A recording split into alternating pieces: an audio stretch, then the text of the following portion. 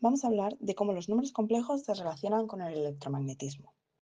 Vamos a empezar explicando la relación que tienen con las ondas electromagnéticas.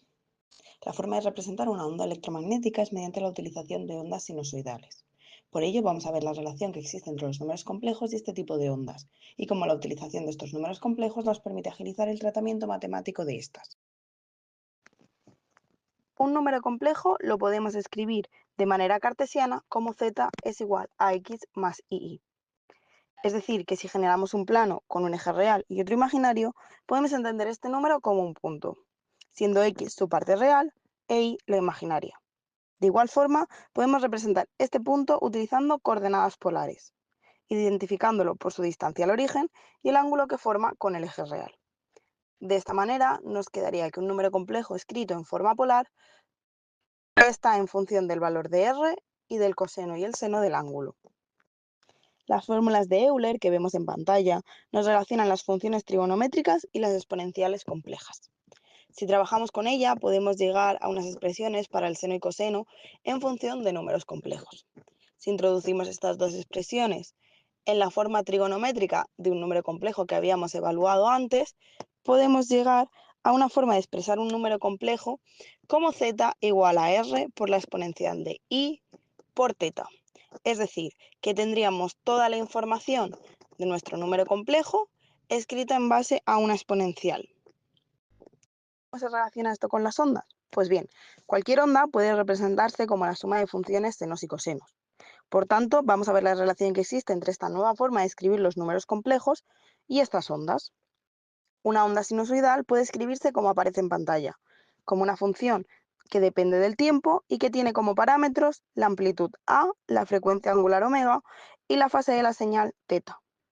Pues bien, si usamos las relaciones de Euler que acabamos de tratar, podemos expresar esta onda sinusoidal usando números complejos, de manera que nos quedaría una exponencial en base a números complejos con los mismos parámetros que teníamos antes. Como vemos en la animación, podemos entender este cambio de escritura como una representación en el plano real de un giro en el plano imaginario. ¿Pero para qué sirve esto? Pues bien, vamos a ver cómo esta manera de expresar las ondas en función de números complejos nos permite trabajar con ellas de manera mucho más sencilla que con funciones senos y cosenos. En primer lugar, podemos variar su fase simplemente multiplicando la función por un número complejo. Como vemos en pantalla, conseguimos representar esa variación de fase, ese desfase, esa diferencia entre la línea azul y la línea amarilla, simplemente realizando una multiplicación de exponenciales, que se reduce únicamente a sumar sus exponentes. Podemos también cambiar su frecuencia, multiplicando la onda por otra de amplitud unidad y la frecuencia que queramos sumar a la onda original. Como vemos en pantalla, este cálculo puede ser muy útil, ya que nos permite variar esa frecuencia. Y no solo eso, sino que si lo intentamos ver desde el punto de vista mecánico de movimiento, podemos ver cómo ese cambio influye en la velocidad en la que avanza nuestra onda.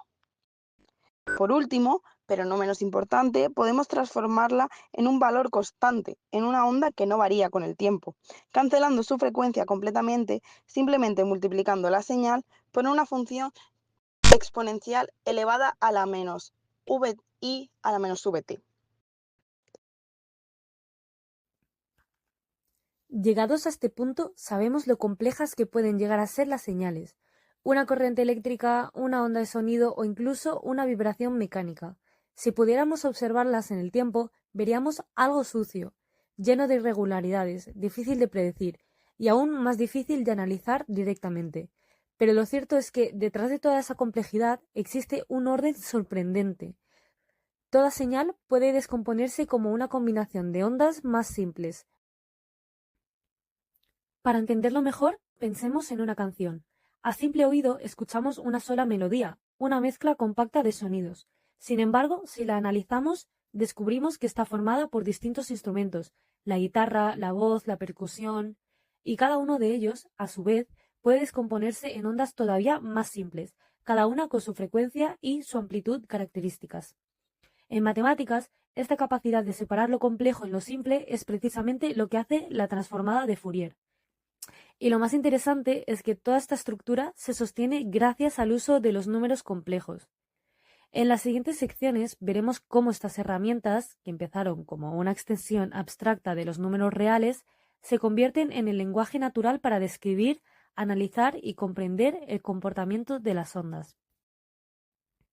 La idea fundamental de la transformada de Fourier es que toda señal se puede expresar como una suma de ondas senoidales.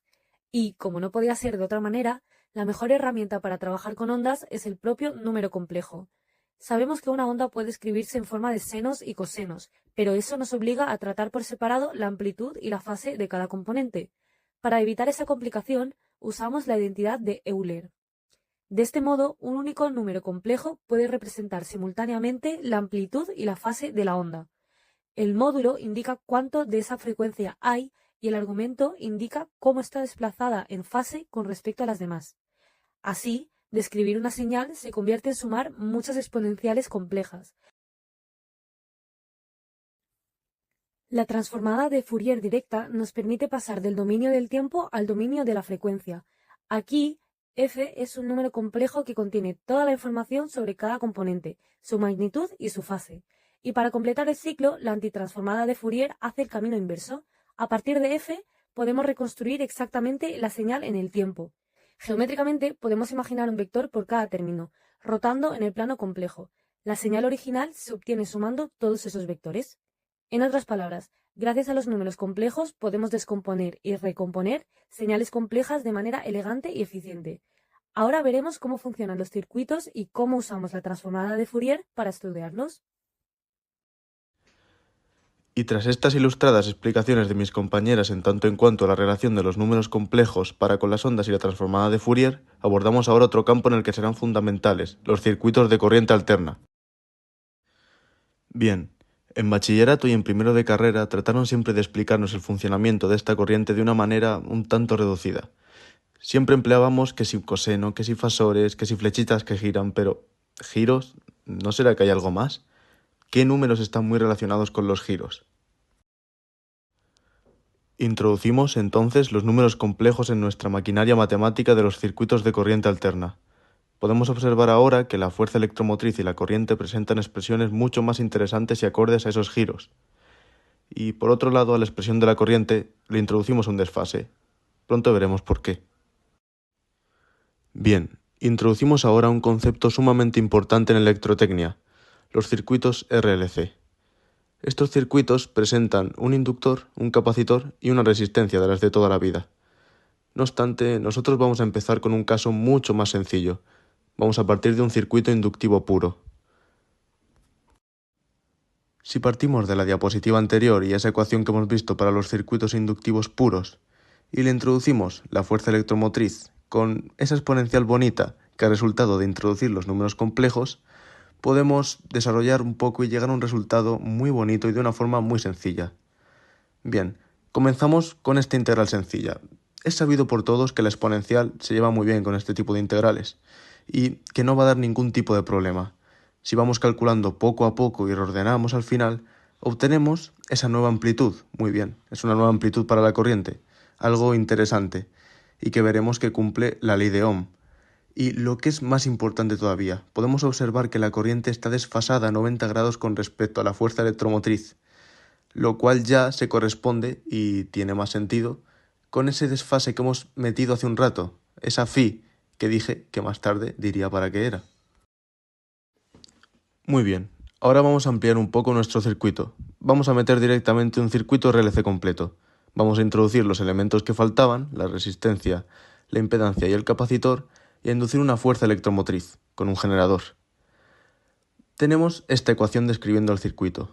Sé que a simple vista puede asustar un poco, ya que es algo larga, pero no es nada del otro mundo. Al fin y al cabo, lo que nos está diciendo es que eso que da el generador es lo mismo, exactamente igual a lo que reciben esos elementos, la resistencia, la impedancia y el capacitor. Básicamente las gallinas que entran por las que salen, dicho de una forma muy vasta. Bien, si resolvemos todas esas derivadas, la integral, etc., podemos llegar a esta segunda expresión. Eso que tenemos ahí a la izquierda no es más que la ecuación para la impedancia. La impedancia nos va a hacer el papel de resistencia en estos circuitos con números complejos, circuitos con corriente alterna. y la impedancia va a ser fundamental. Es sencillo que entiendas lo de la resistencia si te fijas que la propia impedancia se mide en ohmios. En los circuitos eléctricos, las señales reales, ya sean de voltaje o corriente, rara vez son senoidales puras. Suelen contener picos transitorios o deformaciones. La transformada de Fourier nos permite analizar estas señales descomponiéndolas en una suma de ondas simples, cada una con su frecuencia, amplitud y fase. De este modo, podemos estudiar cómo responde el circuito a cada frecuencia por separado y luego combinar esas respuestas para obtener el comportamiento total del sistema.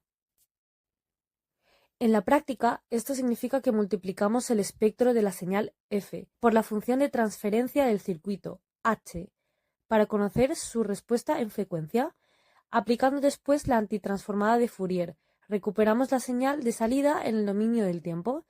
Así, lo que en el tiempo parece una interacción complicada de señales, en el dominio de la frecuencia se vuelve claro y ordenado. La transformada de Fourier nos da una forma elegante y poderosa de entender cómo los circuitos procesan la información, frecuencia por frecuencia.